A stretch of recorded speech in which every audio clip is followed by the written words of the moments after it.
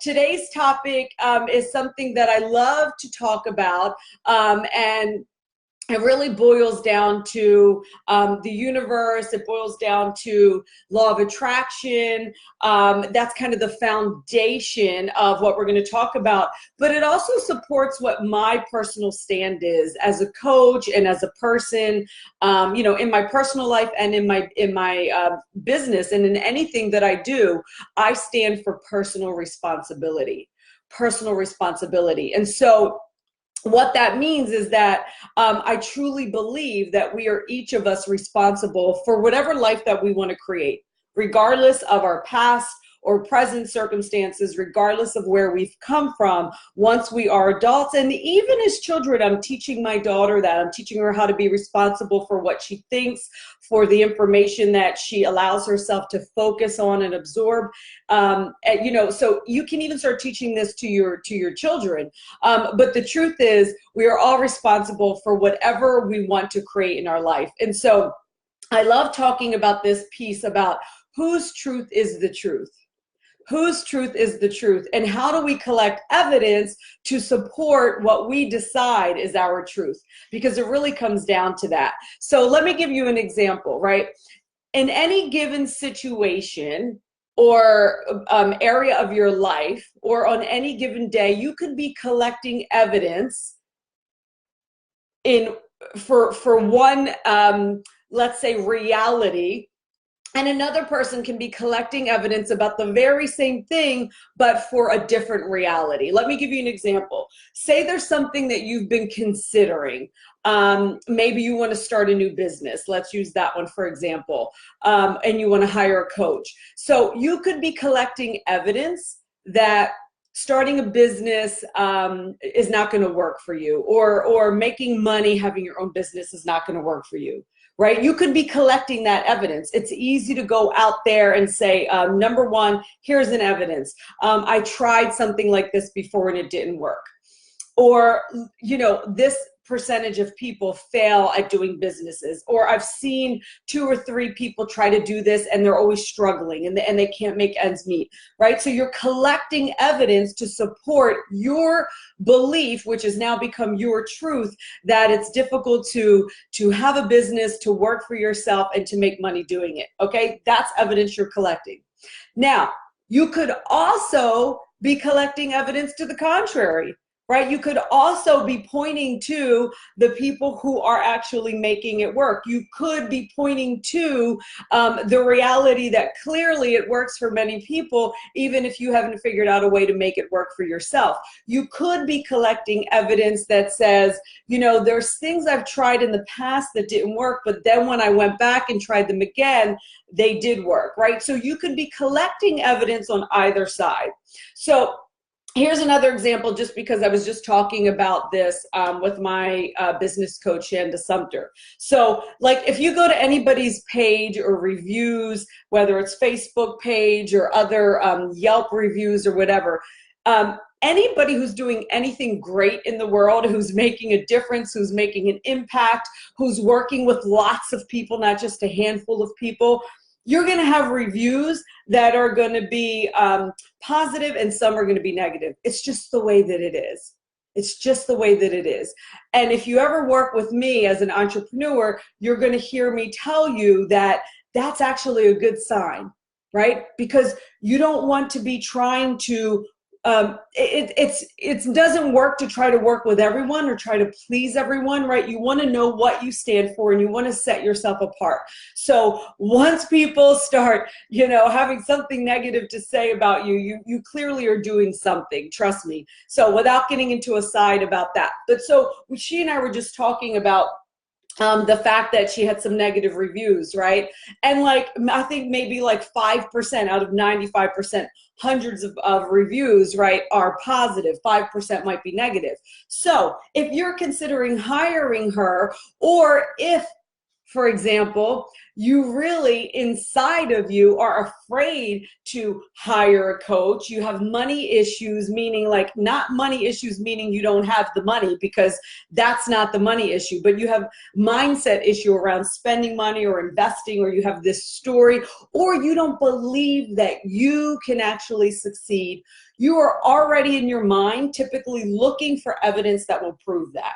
You guys get what I'm saying? So you're already looking, you're collecting evidence that something you've been considering isn't going to work anyway, which truly lets you off the hook, right? Even though subconsciously, or even though you might not consciously be doing that, if you get really still and you do the deep work behind that, oftentimes you will find that it's you sabotaging yourself, right? So you could, so a person looking for a reason not to take action, right, will zone in on those 1 or 2 negative reviews or comments to the contrary and say, see, I knew that wasn't, there's my proof, right? And possibly not even, possibly not even thinking deeper. Like, one of the things that frustrates me often about people is, and in general, that the majority of people are not thinking for themselves, right? We're such a fast-paced society right now where even you get your news every single day. There's like 24-hour news, but most people get their news as like a little alert with a headline. And without doing their own research, without reading fully, what I see people do is just go out and regurgitate whatever they just saw pop up, right? And so then it spreads. It's like the telephone game, right?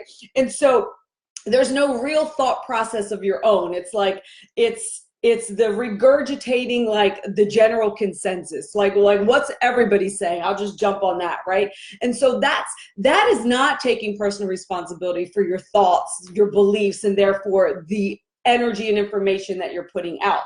So for example, somebody who's collecting evidence to prove that this probably won't work for them will zero in, so this example I'm using with my business coach, will zero in on a couple of negative comments, right? Without doing the deeper thinking about why or why not that person may have posted a negative comment. Maybe they didn't get the result, but perhaps that's a person who tends to not get the result because that person tends not to follow the coaching or do the work, right? And so in frustration, that person has a tendency to blame it on other people. I mean, I know you guys know people like this, right? You may even have been on the receiving end of it. I know I have. And perhaps somebody's writing a review because they had to pay for their coaching and they tried not to, or something like, I mean, that happens all the time. There are people who are known for doing what we call chargebacks, right? Like not wanting to pay for what they signed up for. So perhaps that person held them to it, and there they get a negative review. So this is not really about reviews or anything like that, but my point is, and let me know if you get this. Is this landing with you guys? Is this making sense? My point is, you're always going to find evidence to back up your truth or someone else's truth, right? And here's the thing. If you know that you're always going to find evidence to back up whatever you believe, then what it comes down to is, what do you want to believe? What do you want to believe about what is possible for your life? What do you want to believe? And whatever it is that you truly want to believe, if you want to believe that you can be a successful entrepreneur, if you want to believe that you can get in the best shape of your life at 40 or 50 years old, if you want to believe that you can have a committed, loving, passionate, collaborative, supportive relationship, whatever it is that you want to believe, are you willing then to go out and collect the evidence to back that up? Or are you going to do what is common? Are you going to do what is average and go out and collect evidence to the contrary? This reminds me of something that I call my 2-for-1 rule. There's always 2 reasons or 2 possibilities or 2 solutions to the contrary of to whatever the problem is, right? There's always 2 reasons for possibilities that you can come up with. right? So ask yourself, when you are, and if you are at a point where you're collecting evidence to prove to you that this is not going to work, this is going to be difficult, this is going to be impossible, everyone's against me, whatever it is that you know you might be focused on in a negative light, ask yourself, what am I protecting myself from, right? What am I protecting myself from? Why is it like there's a benefit? You're getting something out of collecting evidence to the contrary, right? Because the evidence that you're collecting is really keeping you from taking action. It's really keeping you from moving forward and causing and creating the life that you say that you want, or the result in a specific area of your life that you say you want. So ask yourself, what am I protecting myself from? Or what am I pretending not to know? What am I pretending not to know about this situation?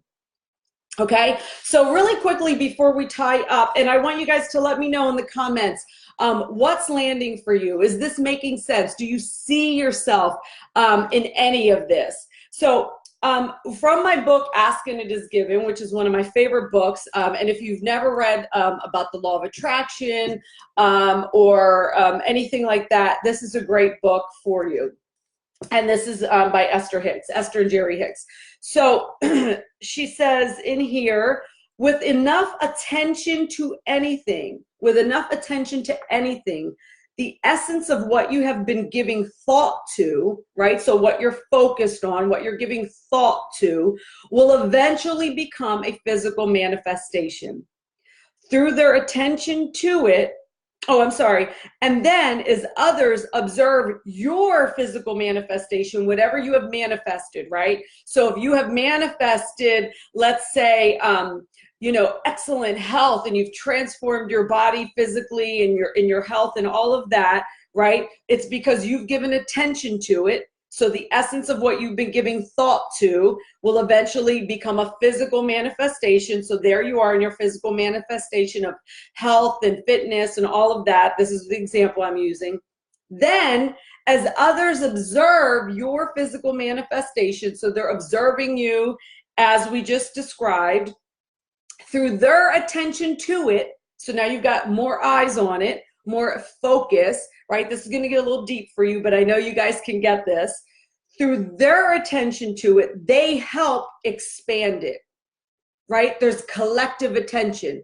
This is when you see big movements in the world, right? It's because there's a collective energy and focus on it, whether it's a positive movement or it's a negative movement. The more people get on it and focus on it, the more they make that a reality. It doesn't have to be a reality, but the collective energy strengthens that manifestation. Do you guys get that?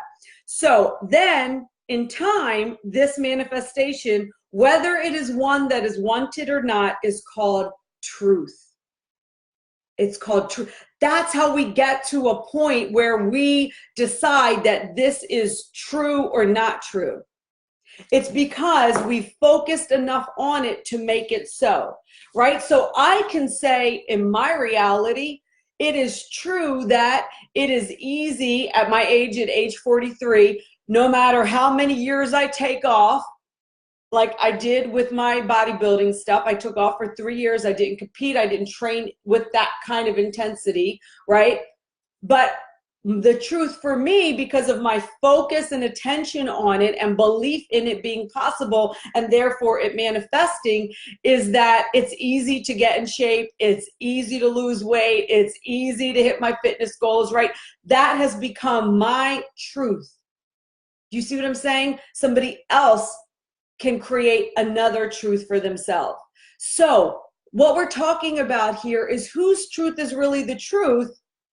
And if it's something that you don't want to, if there's something that's manifested that you don't want, ask yourself how you get to change how you focus on it.